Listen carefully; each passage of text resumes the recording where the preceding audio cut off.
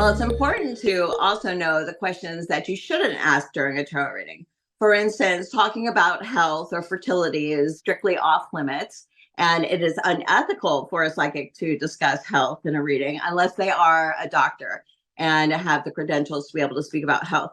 Death is, kind of falls under the category of, health. So you don't want to know any really dark questions like, when am I going to die, or anything like that. And cheating or gambling, lotto numbers, is my partner cheating?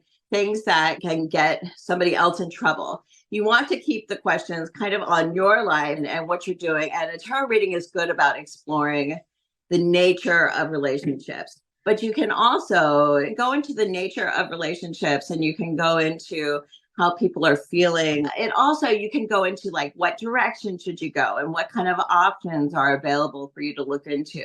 Which path is right to take? Is going in this direction better than going in that direction?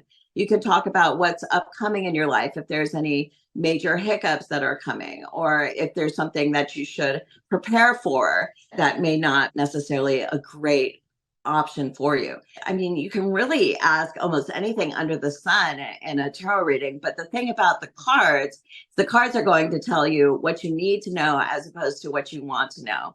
And I find that, and just kind of in the end, is that if you keep asking the same question over and over, the tarot cards are going to kind of give you the notion that you're asking too much, and they'll start getting muddled or cloudy. And so you'll stop getting the answers that you want.